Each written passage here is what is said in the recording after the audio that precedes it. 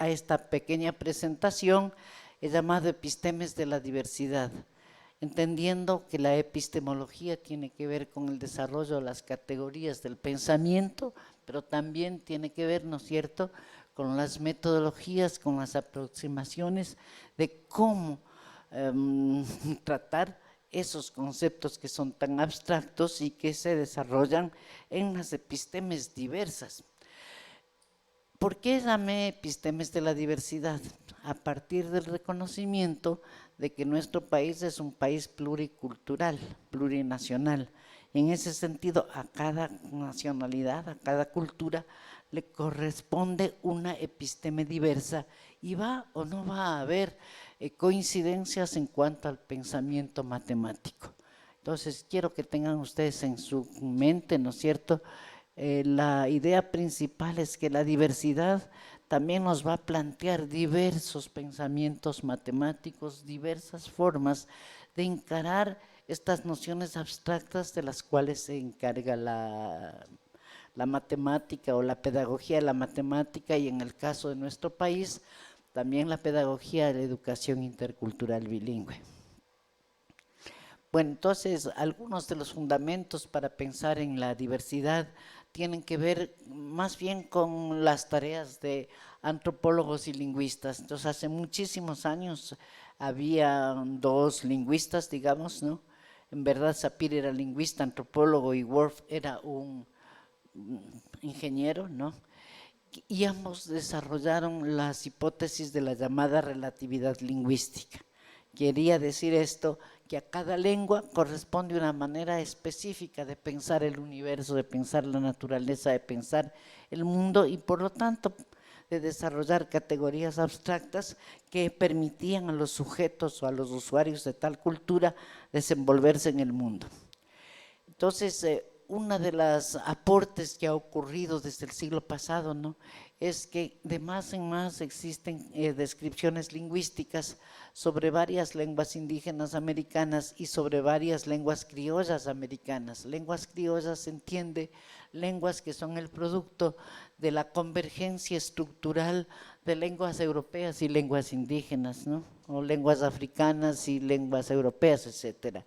Entonces, en América Latina tenemos cada vez más descripciones etnográficas, lingüísticas, de estos medios de la comunicación del pensamiento abstracto y de sus respectivas culturas, que son las lenguas. Entonces, a mí me parece que las descripciones lingüísticas y las descripciones etnográficas han contribuido enormemente a comprender en qué consiste la construcción del pensamiento abstracto a partir de identidades diversas.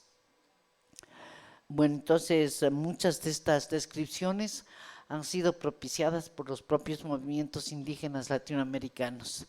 Si en el pasado etnógrafos, antropólogos y lingüistas se preocuparon por la descripción de sus culturas y de sus lenguas, desde fines del siglo, o desde el último tercio del siglo XX, ¿no?, hasta el momento actual, cada vez más han incursionado las propias organizaciones de los movimientos indígenas latinoamericanos en la tarea o en el objetivo, ¿no es cierto?, de explicarle al mundo y explicarse a sí mismos cómo es su cultura, cómo es su lengua, cómo es su patrimonio, con qué argumentaciones del pensamiento pueden cuestionar al mundo, pueden transformarlo, pueden contribuir a su propio desarrollo. Entonces, por eso es que los nexos naturales, digamos, son siempre de carácter transdisciplinario. Entonces, para concebir estas nociones de diversidad epistémica han concurrido diversas ciencias, particularmente las ciencias sociales como historia, geografía, lingüística, etnografía, semiótica también. Diversos tipos de documentos se han producido como gramáticas, diccionarios, ya mencioné las etnografías, que nos han permitido entender en qué consiste esta diversidad. Pasamos. Entonces, otra cosa que a mí me parece que ha enriquecido los conceptos de la diversidad y por lo tanto la interculturalidad son los desarrollos recientes en derecho comparado. En la medida en que pueblos y organizaciones indígenas y organizaciones populares han disputado al poder hegemónico espacios de participación, espacios de modificación del status quo, más y más se han hecho estudios de carácter jurídico, de carácter lingüístico, etcétera, que permitan entender de modo comparativo los ejercicios en cuanto al derecho consuetudinario, es decir, no al derecho de las facultades de derecho, sino al derecho que se ejerce desde la vida, desde la cultura, desde la práctica. Entonces, en la medida en que se han incrementado los estudios sobre derecho comparado, también se puede entender en qué consiste el mundo moral, el mundo ético, el mundo de derechos concebido desde adentro de las propias culturas. Y inevitablemente, esta discusión que ha permeado América Latina ha dado lugar a que se tomen algunas decisiones en algunos partidos políticos, sobre todo en aquellos de centro izquierda, digamos así, porque a los partidos de centro derecha no les interesa mucho la reflexión y menos aún la resolución de problemas derivados de los conflictos de la diversidad. En el campo universitario, de modo progresivo, no digamos que ha sido muy rápido, pero sí ha habido una inclusión progresiva del tema de la diversidad, de las epistemes de la diversidad y de la propia interculturalidad a través de carreras académicas, sobre todo de los estudios sociales. Tal vez ustedes se sorprendan que mucho de esto se ha discutido, por ejemplo, en las facultades de arquitectura, ¿no?, en todo el país, pero particularmente en la Facultad de Arquitectura de la Universidad Central.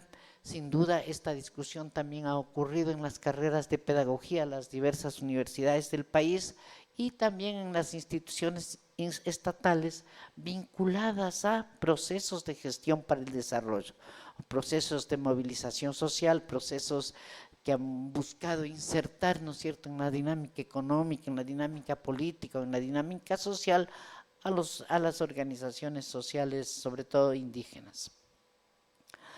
Bueno, entonces, ¿qué me parece a mí que ha permitido en este país y en otros de la región, ¿no es cierto?, esta discusión amplia que incluso llega a permear a las universidades?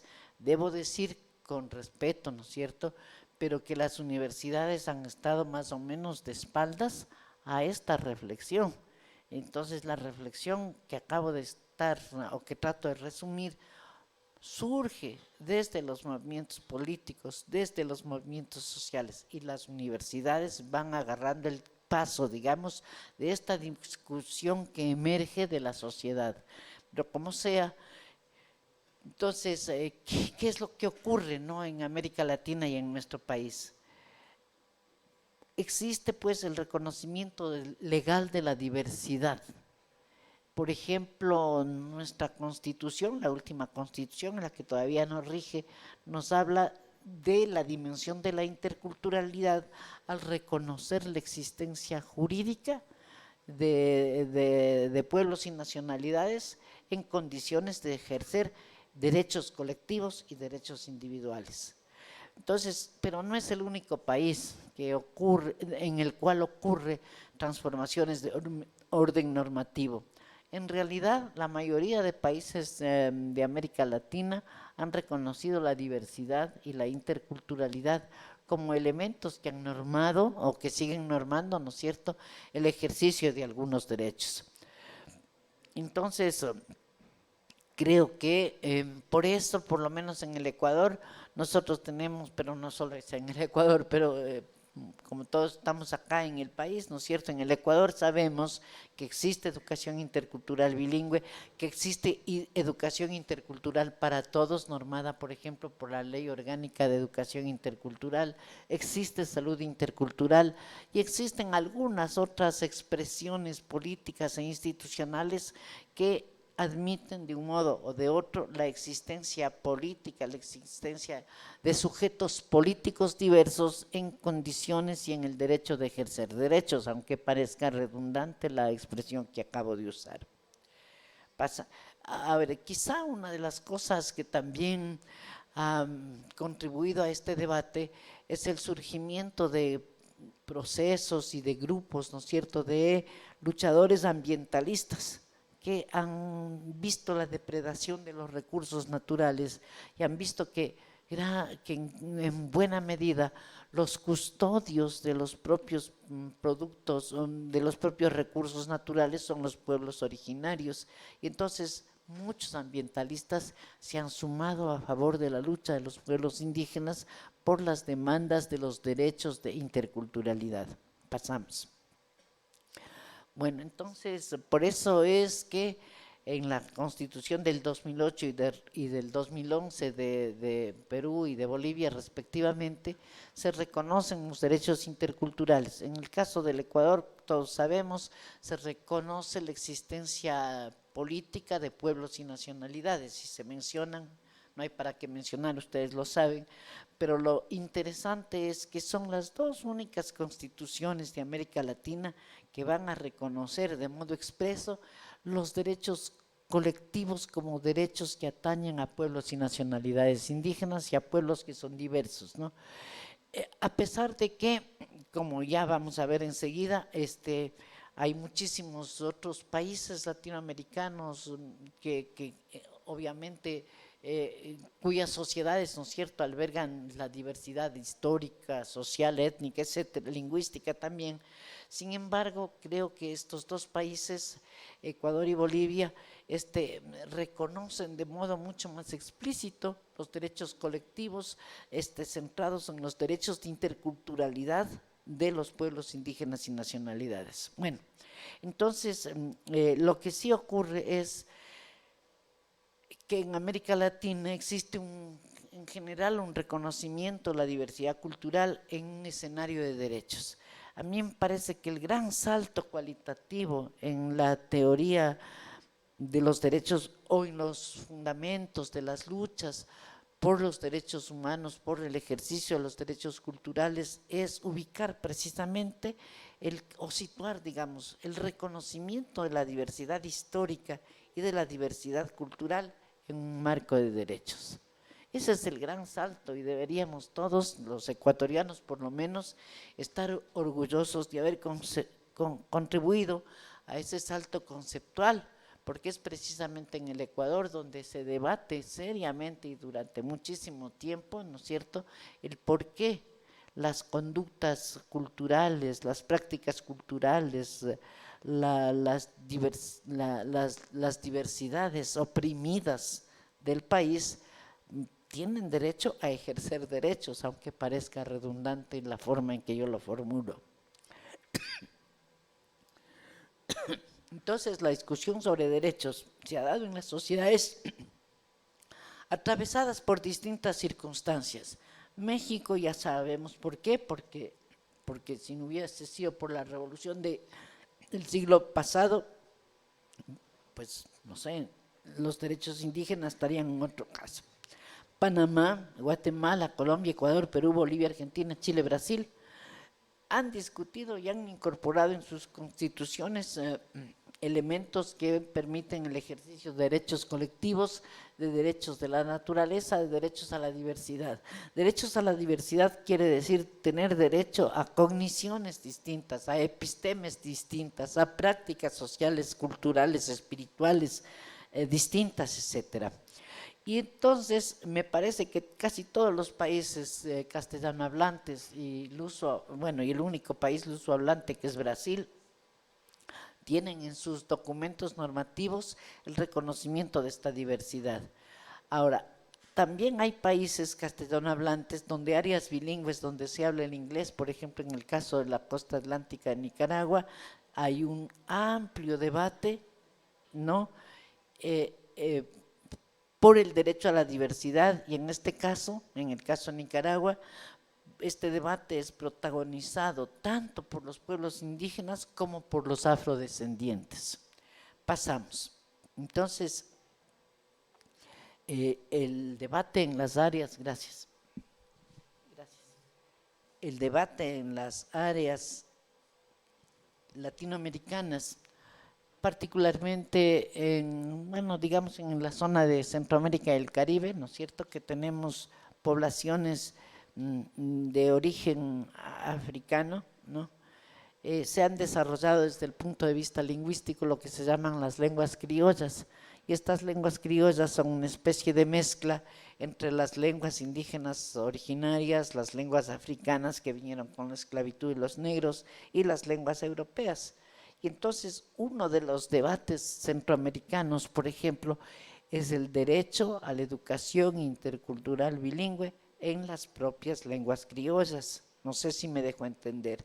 Entonces, por ejemplo, en Nicaragua, eh, tanto en la costa atlántica norte cuanto en la costa atlántica sur, se habla un creolo, criollo o creol de base inglesa, una lengua, ¿no es cierto?, que es la lengua materna de la gente. No es que aprenden el creol, es la lengua materna. Entonces, estos creolhablantes se convierten progresivamente en bilingües y desde el punto de vista del ejercicio de derechos para la educación intercultural bilingüe, van a demandar el uso de su lengua materna creol o criolla como lengua principal de la comunicación pedagógica.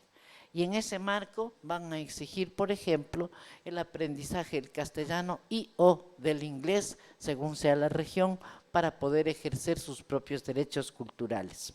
Entonces, no voy a abundar mucho sobre esto, pero quiero decir que la impronta o debido a la impronta de las organizaciones negras de América Latina, cada vez más se han profundizado las discusiones y las reflexiones acerca de los derechos lingüísticos y culturales de poblaciones de origen africano. Y en el campo de la educación existen países entonces donde buena parte de la educación bilingüe ocurre entre las lenguas criollas y el inglés o el francés o el castellano. Ojalá me haya dejado entender. Entonces, las lenguas maternas de estos pueblos originarios ya no son las lenguas indígenas, sino las lenguas criollas, y estas lenguas criollas son las que van a ser tratadas en el marco de la educación intercultural bilingüe con las lenguas europeas dominantes en ese país. Paso. Ahora, entonces, en el caso de nuestro país, ¿no es cierto?, a mí ya lo dije, me parece que han ocurrido cambios de carácter conceptual, filosófico, político e institucional, y que lo principal ha sido, pues, a mi juicio, el reconocimiento del Estado plurinacional e intercultural. Por este tipo de reconocimiento, esta universidad, por ejemplo, se autodeclara una universidad que propicia la interculturalidad. Pero ¿cuál es el fundamento legal?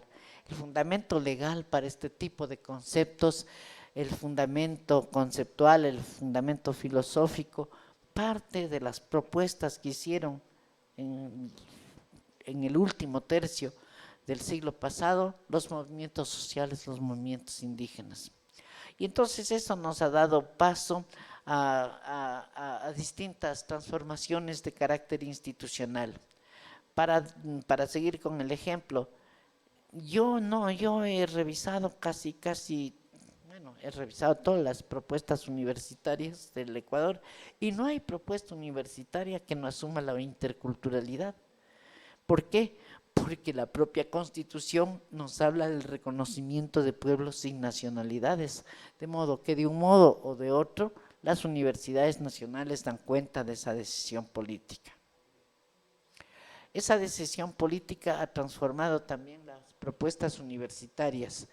Por un lado, en educación, por eso tenemos la carrera de educación intercultural bilingüe en esta universidad. Por otro lado, la salud, por eso hay grados y posgrados de salud intercultural. Por otro lado, en las facultades de jurisprudencia, donde cada vez más se abren programas para entender el derecho consuetudinario y las prácticas jurídicas, ¿no es cierto?, de los pueblos, etcétera. Pasamos.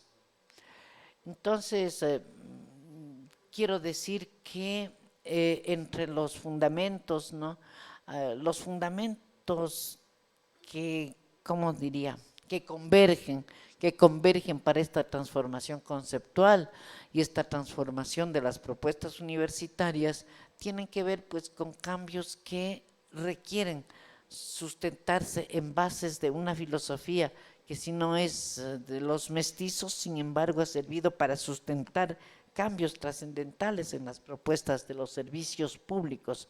Y a mí me parece que, por ejemplo, esta misma universidad, entre otros conceptos, su filosofía se sustenta en la noción andina del summa causa. Y bueno, pero y además es muy interesante que si bien la suma quiere decir hermoso, bien, ¿no es cierto? Causa y vivir, buen vivir, digamos.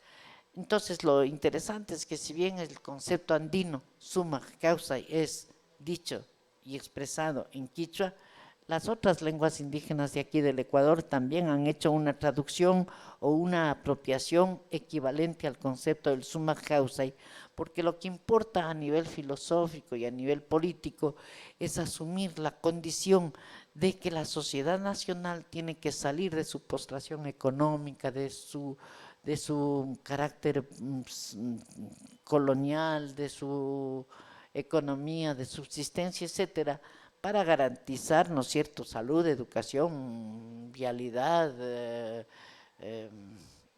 capacidad de negociar, de vender productos, etcétera, etcétera. Entonces, lo interesante para nosotros ecuatorianos, que es el concepto del summa causa y que viene del movimiento indígena quichua ecuatoriano, va a permear a otras legislaciones latinoamericanas. Claro que no se habla quichua en un montón de otros países, solamente se habla en los países andinos, pero el concepto de summa causa sí ha sido apropiado por otras legislaciones latinoamericanas, no con la exacta traducción y el uso de la lengua quichua summa causa, pero sí con el concepto de buen vivir que no es lo mismo que, yo me acuerdo que en el debate se decía, no es lo mismo el buen vivir que la vida buena, porque la vida buena puede ser cualquier cosa, pero el buen vivir es la garantía de derechos. Bueno, entonces me parece que en todo esto la gran ganancia ha sido el reconocimiento al ejercicio pleno de los derechos consuetudinarios. ¿Por qué insisto en los derechos consuetudinarios? Porque la mayoría de constituciones reconoce los derechos individuales, mientras que el derecho consuetudinario está más bien articulado al concepto del reconocimiento legal de los pueblos para ejercer sus propios derechos, o sea, al ejercicio de los colectivos sociales e histórico-culturales distintos. Bueno, entonces, uno de los peligros es que uno se emocione demasiado con las bondades constitucionales. Y si es cierto lo que ya dije, no es menos cierto, ¿no?, que a pesar de que existe el reconocimiento legal de la diversidad, no siempre hay una plena garantía para el ejercicio de derechos. Es decir, siempre existe y siempre estará el vigente, ¿no es cierto?, el riesgo de que pese a una frondosa legislación en torno a derechos humanos, a derechos culturales, a derechos a la interculturalidad, las instituciones vayan quedando rezagadas y los propios movimientos sociales vayan, que digamos, aplacando su capacidad de proposición en torno al ejercicio de los mismos derechos. Dicho de manera sencilla, como he puesto ahí, una cosa es el reconocimiento legal de la diversidad y otra cosa es que esto no encierre el riesgo de que se convierta en letra muerta. Ahora, ¿por qué es este peligro? ¿Cuáles son las limitaciones? ¿Cuáles son los riesgos, las amenazas? Bueno, para mí la principal amenaza es que existe pues una persistencia, no sé cómo decir de otra manera, de las estructuras hegemónicas del poder nacional e internacional. Mientras las estructuras hegemónicas de poder sigan viviendo, sigan definiendo la naturaleza de la sociedad ecuatoriana, siempre estará en riesgo los derechos a la diversidad, particularmente de aquellos sujetos sociales que estén en condiciones de dependencia, de opresión y de colonialidad. ¿Por qué son las manifestaciones más evidentes? Los mecanismos ideológicos y prácticos que facilitan el racismo y la exclusión. Entonces, desde las organizaciones sociales también hay peligros y es que si bien los movimientos sociales han proclamado y han sustentado sus luchas en torno a los derechos humanos para la interculturalidad y para la diversidad, también los movimientos sociales a menudo usan estrategias clientelares para establecer sus nexos y entonces trabajan los temas de la diversidad cultural, a veces haciendo pequeños proyectos productivos, etcétera, etcétera, negociando a la larga hipótesis importantes del trabajo político a cambio de acceder a pequeños puestos, pequeñas burocracias, pequeños financiamientos. Entonces, a esta constelación de factores, yo estoy denominando aquí alianzas clientelares. Entonces, las alianzas clientelares no nos van a asegurar la capacidad intelectual, política, ¿no es cierto?, de visualizar si se están ejerciendo los derechos o si se está degradando la capacidad de ejercer derechos. Entonces, para eso tienes que tener independencia intelectual y política, y eso es lo que, y conceptual, ¿no? Ya. Entonces yo pienso, ¿no es cierto?, que las alianzas clientelares terminan por reducir, por anquilosar, por petrificar las posibilidades de movilizadoras de la reflexión política acerca de la interculturalidad.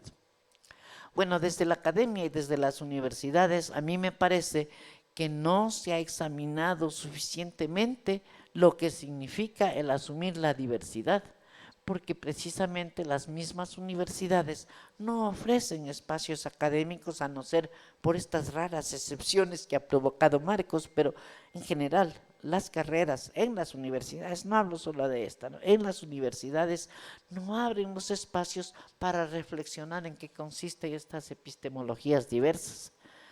Ustedes están en un seminario de matemáticas, a ver cuáles son los sistemas matemáticos diversos, cómo se concibe el tiempo, el espacio, el movimiento, la duración, la cantidad, el volumen, etcétera, etcétera, etcétera, en todas las lenguas, en todas las culturas y para qué sirve. Y eso para dar un pequeñísimo ejemplo, ¿no es cierto? Espacios, distancias, cantidades, movimientos, son conceptos que están permeados, ¿no es cierto?, por un lado por los sistemas lingüísticos, pero por otro lado por los sistemas de pensamiento y por prácticas sociales. Entonces, lo que estoy diciendo es, no se investiga suficientemente en el seno de las propias universidades esta diversidad. ¿Por qué no se investiga? En primer lugar, porque siguen habiendo rezagos coloniales acerca del propio pensamiento que rige la universidad, que rige la investigación. Y en segundo lugar, porque no hay el suficiente acercamiento entre los intelectuales insertos en los sistemas universitarios con los pueblos y nacionalidades del país. Entre otras cosas, muy pocos docentes universitarios conocen alguna lengua indígena o conocen algún sistema cultural de las lenguas o de las culturas del país. Entonces, estas aproximaciones a veces, que son bien intencionadas, pueden llegar a ser absolutamente banales y absolutamente superficiales. Entonces, la creación de espacios como de este seminario, auguran, ¿no es cierto?, la capacidad de reflexión, la capacidad de interlocución, pero ¿entre quiénes y quiénes? Pues entre los que saben algunas cosas, no sabemos todo, ¿no?, y los que son portadores de su propia identidad cultural y de sus propias visiones y su propio pensamiento. Entonces, por ejemplo, en el mismo campo de la matemática, sería genial pensar en un seminario, en un taller, en un espacio académico donde se pudiera examinar el pensamiento matemático de todas las nacionalidades y reflexionar en torno a los conceptos de geometría, de duración, de espacio, de movimiento, etcétera, etcétera. Ya, ejemplo nomás es, ¿no? Entonces, lo que quiero decir es que en cada una de las carreras, ¿no es cierto?, de esta universidad podría instalarse la discusión acerca de la riqueza epistémica, pero tomando como ejes de la reflexión, como ejes de la capacitación, como ejes de la investigación, puntos críticos de la misma diversidad. Bueno, en fin. Bueno, entonces, Yo creo que en el caso ecuatoriano la mayoría de estrategias sociales ha tenido que ver con, ya, con las estrategias organizativas para la documentación, desarrollo, mantenimiento y difusión, ¿no es cierto?, de temas relacionados con las lenguas y con las culturas.